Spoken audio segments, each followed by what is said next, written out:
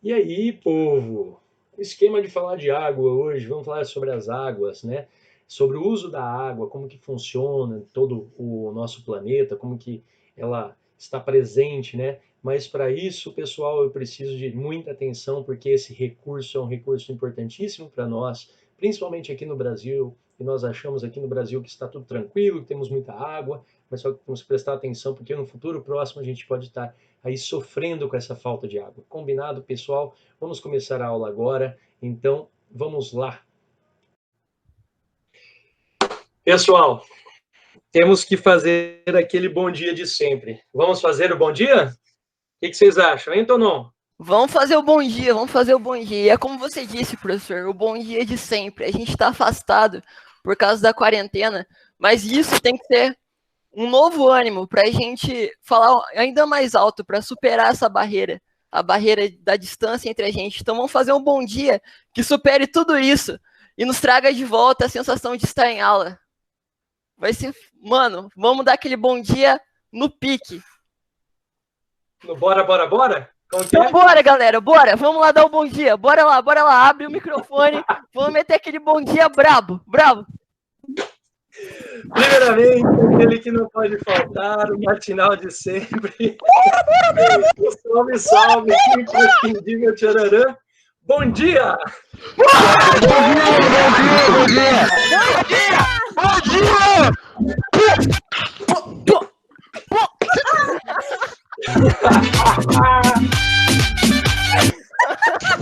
Sensacional, moçada. Vamos começar a aula nesse ânimo aí. Show de bola, terceirão, tudo que vocês têm de bom, hein? Pô, valeu, valeu, deu para matar a saudade. Agora bora para a aula, todo mundo fechando seus microfones. Perguntem ao final da aula, como sempre, estaremos aí para responder. E não esqueçam, acessem os vídeos depois. Ah, tô aprendendo, hein? Então, bora lá, pessoal. Nós vamos trabalhar hoje sobre a disponibilidade de água doce, a distribuição dela no mundo, certo, pessoal? Correspondente à aula 30 de vocês aí. Bora nessa? O volume de água no mundo, pessoal, vou começar por aí, que daí fica mais fácil. Vamos lá, então? Todo mundo pegue seus cadernos, canetas, preste atenção aí para fazer as suas anotações e bora lá, vamos começar. Povo, eu destaquei aqui para você, ó, o volume total de água no planeta é constante, preste atenção. A água, ela não desaparece, ela não evapora. Quer dizer, ela evapora, mas ela fica ainda dentro do planeta, né? Ela só muda o seu estado físico e varia obedecendo o ciclo hidrológico. Nós vamos ver o ciclo hidrológico, separei uma imagenzinha bacana para vocês ali logo depois. Beleza? Vamos lá. Este volume é tão grande que se pode ter a impressão de que é inesgotável. Então, a gente acha assim, por exemplo, que a água ela é inesgotável, mas na verdade não, tá, pessoal? A água potável ela tem um limite, né? A água nunca vai ser inesgotável, mas só que a água potável ela tem sim seu limite. Bom, qual que é o total de água que nós temos estimado? Isso é uma estimativa, tá, pessoal, no planeta. 1,5 bilhões, 1,5 bilhão de quilômetros quadrados, quilômetros cúbicos, perdão, certo? De água. Traduzindo, gente, é muita água, porque se 1 metro cúbico de água é 1.000 litros, 1,5 bilhão de quilômetros cúbicos, imagina quanto que não é, certo? Contudo, né, essa questão de ter a impressão que a água ela é inesgotável, não é verdade. Olha só o que eu coloquei para vocês aí, pessoal. Preste muita atenção. Uma análise mais cuidadosa da distribuição natural da água, então, a distribuição da água sobre a superfície terrestre e da sua utilização, né, por parte de nós, seres humanos, mostra que esse recurso é bem mais escasso do que a gente imagina. Então, eu vou dar um parâmetro para vocês. O Brasil, numa média, nós gastamos cerca de 480 litros de água por habitante por dia. Essa é uma média do brasileiro, é uma média geral, tá? Aí você pega determinadas localidades do mundo, principalmente no norte da África, no norte do continente africano, onde a gente tem o Saara, tem um adensamento populacional muito grande, então a proporção de população e água é muito reduzida. Você vai ter ali naquela região, e em outras regiões do mundo também, uma média de 6 litros d'água por pessoa por dia. 6 litros para a pessoa fazer tudo, cozinhar, lavar roupa, beber água, etc. Traduzindo, não dá, falta água. Então, você tem lugares com excesso de água e lugares com falta da mesma. Tá? Eu coloquei bastante mapinhas para elucidar isso para vocês também mais para frente. Então, como prometido para vocês, beleza? Então, nós temos aqui o ciclo hidrológico das águas. Vamos lá. Os oceanos aqui. A água no estado líquido, tanto no oceano quanto também nos lagos. Aqui os aquíferos, que são reservatórios. No caso, nós estamos em cima de um aí, que é o Guarani. Beleza? Então, vocês estão exatamente em cima do Guarani. Nós vamos ver depois a localização dele, o que ele pega no Brasil, né? Aí nós temos aqui os processos, certo? Então, vamos lá. Olha aqui, ó, evaporação do solo úmido. Então, a evaporação da água do solo úmido conta para a formação de chuvas. Outra coisa que conta para a formação de chuvas, evapotranspiração. O que é isso? Seria a transpiração, tanto de seres bióticos como abióticos.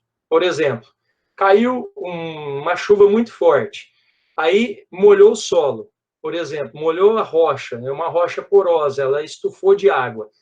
Com a vinda do calor, ela vai começar a soltar a umidade, essa rocha, por exemplo. Os seres humanos transpiram, nós transpiramos, tudo bem?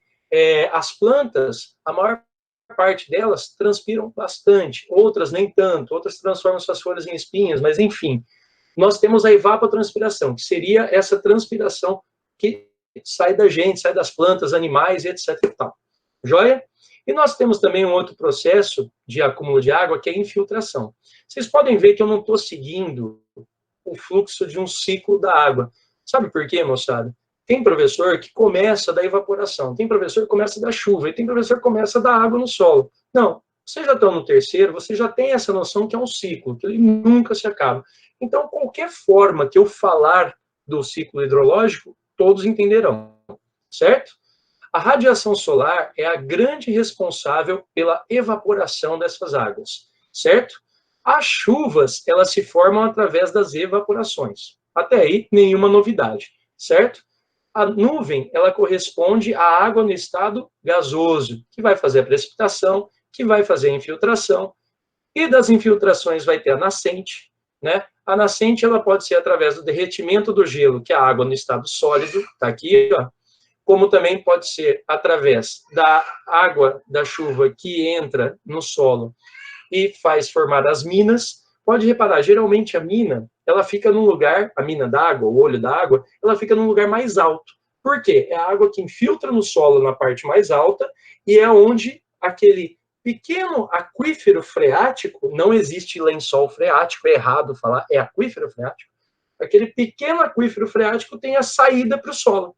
Eu tenho o relevo e vem o aquífero. A hora que o relevo está aqui, o aquífero ele rompe o solo e forma a nascente. Dessa nascente, vem os rios aqui, ó. Por exemplo, aqui nessa parte do desenho. Joia? Tranquilo, pessoal? Existe aquela máxima, né? Toda água volta para o oceano. De uma forma direta ou indireta, essa máxima é verdade. Toda água volta para o oceano. Eu gosto de fazer o ciclo da água aí da nossa região, certo? Norte do Paraná. A região aí, Londrina, Biporã, Jataizinho e tal, tem o rio Tibagi como, né, um ponto de apoio. A água do rio Tibagi vai cair no rio Paranapanema. A água do rio Paranapanema cai no rio Paraná, que quando entra na Argentina e no Uruguai se transforma no Rio da Prata. Entrando no Rio da Prata, passando por Buenos Aires, Montevidéu, chega até o Oceano Atlântico. Então, olha só que interessante, né? Toda a água da nossa região vai acabar no Oceano Atlântico, de uma forma direta ou indireta, mas só que a milhares de quilômetros da onde a gente está. Então, isso é muito legal, tá certo? Tranquilinho? Bora lá. Olha aqui, pessoal, o uso da água doce no mundo, segundo a ONU. Eu peguei isso aí da ONU, tá, pessoal? Para já ficar uma coisinha mais padrãozinha. A água é vital para os seres humanos, óbvio, né?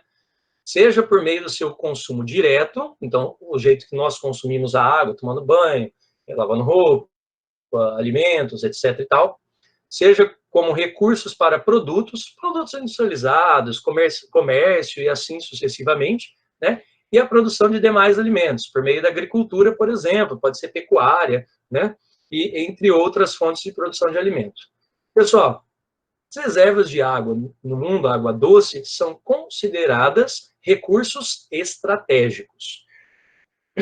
Isso é interessante, eu vou levantar para vocês, mais para frente a gente discute isso aí, só para vocês entenderem. Em determinados locais do mundo, na verdade, já 60 e tantos por cento, não lembro, 60 e qualquer coisa, por cento do mundo, o litro de água potável é mais caro do que o litro do petróleo, não o barril de petróleo. O barril de petróleo tem 158, 159 litros de petróleo. Nós estamos falando do litro do petróleo comparando com o litro da água. Tem país no mundo que a água é mais cara que o petróleo. O litro pelo litro. Combinado? Olha por quê, pessoal. Vamos lá. O mundo, uso da água no mundo, tá? Olha só que interessante. 19% do mundo usa água no processo industrial. Joia? 12% o ser humano consome. E 69% na agricultura. Joia, pessoal? Essa é uma distribuição daquelas relativas. Então, 70% dá para colocar aqui, né? Praticamente é agricultura. Observa aqui o caso do Brasil. Olha só. Uso da água no Brasil, 17% na indústria, ó, 19% no mundo. O Brasil está 17%. Quando o pessoal fala assim, nas questões industriais, que nós vamos discutir mais para frente, em outras apostilas, né? A questão industrial, o pessoal fala muito do Brasil. O Brasil tem muita indústria. É que o Brasil é muito grande. Quando divide a indústria brasileira pela população brasileira, aí dá um número pequeno. Mas só que a quantidade de indústrias existentes no Brasil é muito grande. Haja visto, o consumo de água do Brasil é a média mundial, praticamente, com 2% de diferença. Olha o nativo brasileiro, quanto que ele usa de água, pessoal, 23% do nosso total. Gente, a gente usa muita água. 23% é água pra caramba, tá certo? A Organização das Nações Unidas indica para você usar cerca de 120 a 130 litros de água por dia para conservar esse recurso, na média mundial. Nós usamos 480. Então, a gente usa literalmente 4 vezes mais água. Combinado? E 60% na nossa agricultura. Você fala assim, pô, mas o Brasil é um país agrícola, por que ele usa menos na agricultura? Porque nós temos as condições climáticas tropicais favoráveis para a gente, bastante chuva, período de muita chuva. Então, determinados locais do mundo precisam de irrigação, determinados locais do Brasil precisam de irrigação, outros não. Combinado? Bora lá. Então, vamos lá. A distribuição de água doce no mundo, pessoal. Olha aqui, ó. Para garanti-las, presta atenção nessa parte. É necessário que os governos exerçam sua soberania política sobre a água, tudo bem? De modo isolado, então, ou de modo partilhado. Ou a água é toda minha, ou eu partilho. Você vai ver. Se você pegar a água toda para você, está dentro do seu território, é sua. Se estiver na divisa com outro país, é metade dela, né? É metade do outro país e metade seu. Então, ou é partilhado ou é isolado.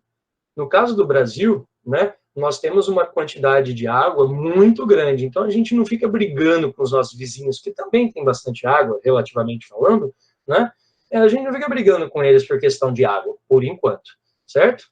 Com o objetivo de evitar futuros conflitos, que no mundo inteiro, conflitos disparados pela água já somam cerca de 75% dos conflitos existentes até hoje. Então, olha só que interessante. A cada 4 conflitos no mundo, 3 ocorrem também ou exclusivamente por conta da água. Olha aqui, ó. A escassez de água é causada de disputas territoriais entre povos que vivem em regiões que sofrem de estresse hídrico. O que é estresse hídrico? É a falta da água, pessoal.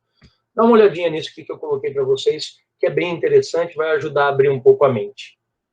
97% da água que nós temos em todo o planeta, 97,5%, é salgada. Água do mar, água dos oceanos, ou lagos salgados, e assim sucessivamente, tá? 2,5% é doce. Então, vamos pegar esse 2,5% e vamos separar aqui, ó. Calotas polares e geleiras acumulam praticamente 70%, né? Praticamente 70% são geleiras. Presta atenção aqui, ó. Águas subterrâneas, pessoal. Não é todo mundo que tem acesso à água subterrânea. Não é porque a nossa região usa do aquífero Guarani que o Brasil inteiro vai usar o aquífero. nós ainda, eu posso dizer que a região ali que pega Londrina, Ibiporã, e vai, por exemplo, vamos pegar Ibiporã, Londrina, né, para cá do Rio, viu, Jataizinho não faz parte nesse caso. Ibiporã, Londrina, até Apucarana. Nós temos um aquífero que fica o solo, esse aquífero, rocha e o aquífero Guarani. Esse aquífero aqui chama Rio do Rastro. Boa parte da região usa dele. Não precisa usar o Guarani, deixa o Guarani de reserva. Usa o Rio do Rastro, o aquífero Rio do Rastro. Certo? Tranquilo?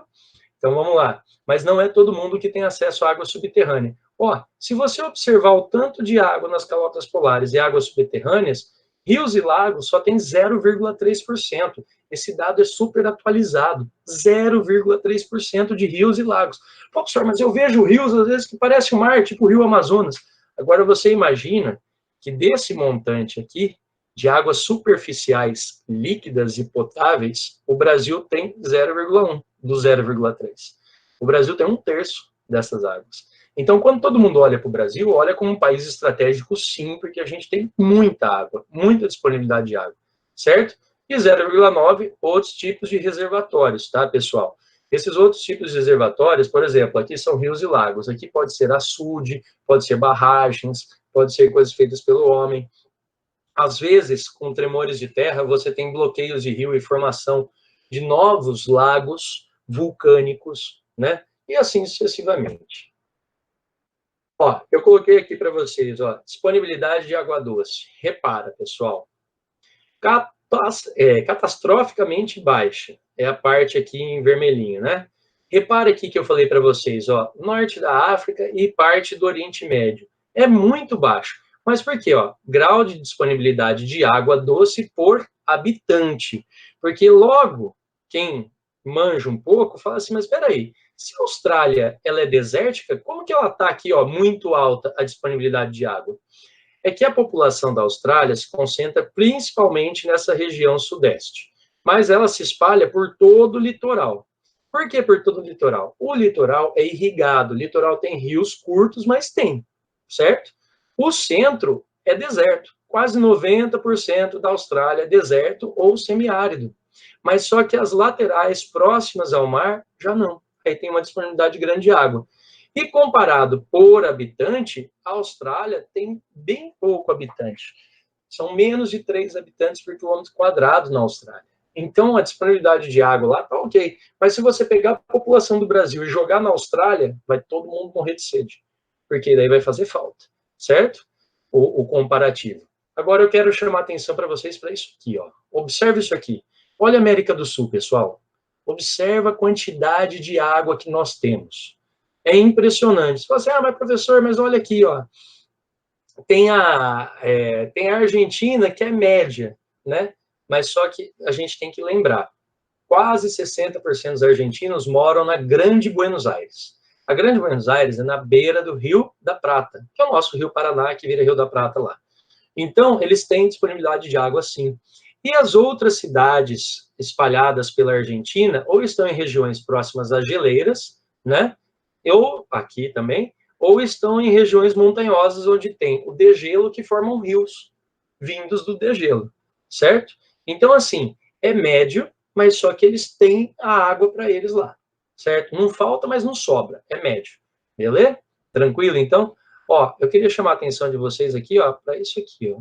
Reparem, pessoal, próximo à zona equatorial, a linha do Equador está aqui, olha a disponibilidade de água, muito alta. Mas sabe o que é interessante? Nesses países do centro africano, quando a gente for estudar sobre eles, eu vou destacar alguns, que é bem legal isso aí. No centro africano, pessoal, não é todo mundo que tem acesso à água. Aliás, a maioria das pessoas não tem, mesmo sendo um recurso abundante. Olha que interessante, né? Aí já é uma questão política e entra naquilo que a gente estava falando, associação da água com crises, né? O estresse hídrico com crises, com guerras, né? Para gerações presentes e futuras. Joinha? Bora. A disponibilidade de água doce no Brasil. O Brasil abriga em seu território mais de 12% das águas doces disponíveis no estado líquido do mundo. Então, aí, ó, água doce no estado líquido. Repara que eu não coloquei potável, tá? Então, o Brasil tem água doce, beleza? Disponível. Quando você fala potável, o Brasil tem 30%, certo? Quando você fala água líquida apenas, sem ser potável, o Brasil tem 12%. Por que dá essa diferença? Gente, o ser humano está contaminando demais os nossos recursos hídricos. Quando nós falamos nessa questão, olha, presta atenção, não pode poluir a água, o que ajuda a poluir a água é o agrotóxico, é o lixo mal colocado, né, seria o descaso da população, etc e tal. Joia. Preste muita atenção nesse próximo dado aí. Nosso país possui grandes bacias hidrográficas, por isso que a gente tem esse valor de 12%, com extensas e volumosas redes hidrográficas de grandes aquíferos também. Então, além de bacias hidrográficas gigantescas, nós temos 2 das 6 maiores do mundo, 5 maiores do mundo, que é a bacia do Rio Paraná, a bacia Platina, né, e a bacia amazônica, que estão presentes no nosso território. Só essas 2 aí já dá muita água para o Brasil, já daria água de sobra, né?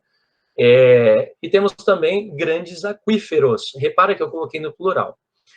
Como o Guarani, que já é conhecido de nós todos, que a gente fala, o Guarani, maior aquífero do mundo, 400 anos de água para o mundo inteiro, se não for recarregado, tem água para dar e vender. Beleza.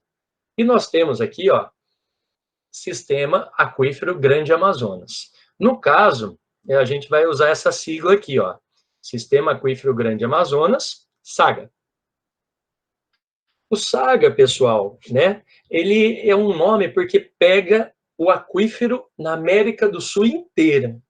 Quando a gente pega o aquífero Alter do Chão 2, o Alter 2, que ele tem a sua grande concentração de água no Pará, Mato Grosso, Amazonas ali também, nós temos esse segundo aquífero, que seria uma reserva estratégica do Brasil, que o Brasil também evita falar um pouco dele. Alguns falam, o SAGA faz parte do Alter 2, né? Não, o SAGA não faz parte. O SAGA, ele está rente ao solo, ele está numa camada mais próxima, certo? Igual que eu expliquei ali, o Rio do Rastro mais atrás. Ele está nessa camada aqui. Tem uma camada de rocha e abaixo nós temos o Alter 2. Então, nós temos um aquífero que pega a América do Sul, todinha aqui, beleza? E o aquífero mais abaixo, que é o Alter 2, que pega essa parte geológica. Olha só que interessante, para vocês verem como que funciona, né? O problema da escassez da água no Brasil tende a se agravar no futuro. Então, presta atenção. Mesmo a gente tendo essa disponibilidade enorme de água, tem um futuro bem próximo, a gente, se continuar no ritmo que está, nós vamos ter problema. Especialmente nas grandes áreas urbanas, resultado da degradação ambiental dos mananciais. Pô, eu escuto falar manancial o tempo inteiro, professor. O que é mananciais? Vou ajudar vocês aqui, ó. Fontes superficiais ou subterrâneas de água doce, utilizadas para o abastecimento do ser humano, utilizado para o nosso abastecimento. Então, o aquífero Guarani, o Rio do Rastro, o Rio Tibagi, e assim sucessivamente, tá? O rio, a lagoa aí na sua cidade, enfim, tudo que tiver de forma para te abastecer, um açude, né? Aí é tudo isso aí. Vamos lá? América do Sul, SAGA e aquífero Guarani. Repara. Olha aqui que eu coloquei para vocês. Há muitos anos, cientistas já sabiam da existência de outro importante aquífero no Brasil. Então, há muito tempo o pessoal já sabia. Isso a gente vem martelando nas aulas há muito tempo também, certo? Desde 2010, no entanto, comprovou-se a existência de um enorme volume de água, configurando-se como o maior reservatório de água potável do mundo, que é o SAGA. Então, o SAGA, pessoal, ele é o maior reservatório de água do mundo. Observem ele aqui, ó. Tá vendo aqui? Essa é a parte dele só no Brasil. O Alter, ele faz isso aqui, ó. O Alter pega essa região aqui todinha, certo? É um aquífero embaixo do outro aquífero. Seria um subaquífero. Não existe essa palavra, eu estou inventando, tá? Mas é um aquífero embaixo do outro aquífero. Combinado, pessoal? Todo mundo entendeu? Ó, então esse é o SAGA. E olha aqui o Guarani. O Guarani, ele pega parte no Paraguai, parte na Argentina, parte no Uruguai e grande parte dele no Brasil. Qual é o problema de usar esses reservatórios aqui, pessoal? Esse é o grande tchan da questão. Esses reservatórios, eles têm a água a uma temperatura um pouco mais elevada, entre uma média, tá, de 25 a 28 graus Celsius, tá? Principalmente ali na nossa região norte do Paraná, beleza? É uma temperatura boa para proliferação de bactérias. Então, se determinados tipos de bactérias, tá? Se esses aquíferos forem atingidos, se eles forem contaminados, independente de ser no Paraguai, na Argentina, no Uruguai ou no Brasil, em qualquer um dos lugares que esses aquíferos forem contaminados, eles vão dar problema. A gente vai perder o aquífero inteiro. Então, esse é o ponto estratégico. Para que usar aquífero se você tem um rio do lado? A minha pergunta é essa. Londrina usa 80% da água de Londrina vem do rio Tibagi. 15% vem do rio do Rastro. E 5% vem de outras fontes. Não necessariamente o rio do Rastro ou o Tibagi. Mas Londrina evita usar o Guarani. Tem a perfuração do Guarani, está bem cuidadinha, ela fica lá no Limoeiro, tem uma bem próxima lá, tem um cano azul bem grandão, lembra muito aqueles canos de desenho de navio, sabe? Quando o cara pula dentro do cano, no navio e tal, desenho. Então, esse cano lembra muito aquilo, é um cano bem grande, né? E aí, pessoal, para que usar o aquífero se você está do lado do rio? Por que não usar o rio? Para que usar um reservatório? É um reservatório. É algo que é para você guardar, ó. Maior reservatório, ó, reservatório de água. Guarda, usa do rio, faz igual Londrina, né? Mas, tudo bem, cada um na sua cabeça. Bora lá. O problema do saneamento básico no Brasil. Esse aí é a pedra no sapato da galera, né? Eu coloquei aqui, ó, saneamento básico é definido como um conjunto de serviços públicos que cuidam do... Olha, eu separei para vocês antes para a gente entender o que é saneamento básico. Abastecimento de água. Aqui, ó, esgotamento sanitário, esgoto. Limpeza de ruas, obrigatório, limpar a rua. Manejo dos resíduos sólidos, coleta seletiva de lixo. Beleza? Aqui é a coleta seletiva de lixo. Realizado de formas adequadas. Não colocar em lixões. Lixões onde você chega lá num lugar e joga, né? Passando pelas estradas aí do Brasil, a gente observou agora, né? Muitos lixões nos fundos de vale. As prefeituras tomavam o fundo de vale para ir jogando lixo para deixar o terreno reto. Depois eles jogam um tanto de terra por cima daquele lixo, plantam umas arvorinhas ali e falam, ó, tá entregue na mão de Deus, né? E não é assim que funciona, tá, pessoal? A gente tem que fazer através dos aterros sanitários. Aterro sanitário é correto, lixão incorreto, beleza? Lixão contamina o solo, contamina os aquíferos, né? Então a gente tem que tomar muito cuidado. Pessoal, não tinha um dado mais recente, eu peguei esse aí, que é o mais, vamos dizer assim, atualizados. Eu quero chamar a atenção para vocês aqui, ó. Brasil, municípios 100. Olha aqui, ó, 100, não tem. Saneamento básico, por tipo de serviço. Então, vamos lá. O roxinho aqui, ó, rede coletora de esgoto. Você repara que o esgoto é um problema no Brasil, ó. Olha, repara aqui, ó. As 5 regiões, só o Sudeste, na questão do esgoto, está razoável. 4,9% da população apenas não tem esgoto tratado, ou algum destino para o esgoto, certo? Aí, a segunda melhor região do Brasil, em questão de coletar esgoto, e não descartar em qualquer lugar, vem o Nordeste. O Nordeste, aqui no Nordeste, por exemplo, nós temos 54% da população que não tem esgoto, mas o restante tem, tá?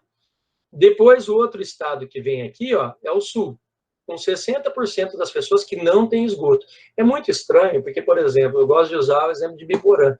E Biporã tem uma taxa que tende a zero, né? Ele tem uma tendência a zero na questão de distribuição de água, né, que é ok, e todo mundo tem, e também na questão de coleta seletiva, na coleta de esgoto, né, que todo mundo tem, quase todo mundo, dá 92% da cidade tem, e os que não tem fossa. Tá, tudo bem, fossa daquele jeito, mas pelo menos tem um destininho ali razoável, tá certo? Não é jogado no rio.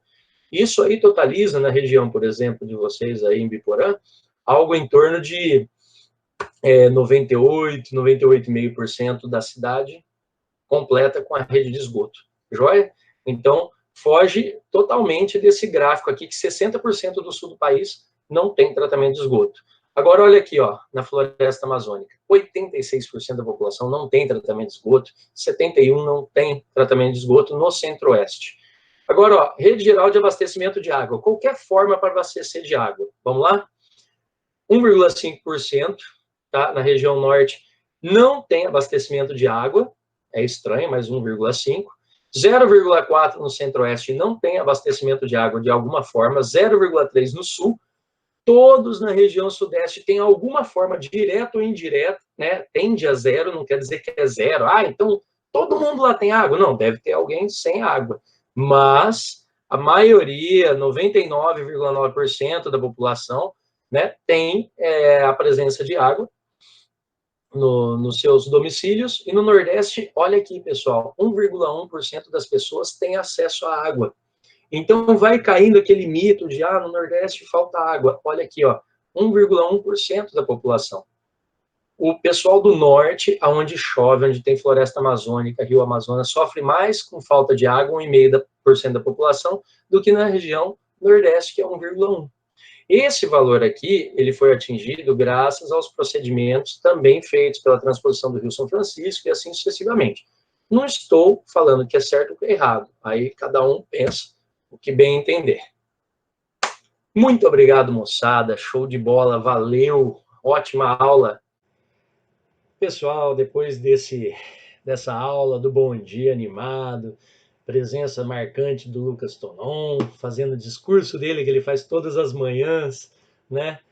Que possível, né? Para participar aí da aula, emocionante, trazendo vocês um pouco mais para perto da gente, cenário novo, né? Então eu espero que tenham gostado.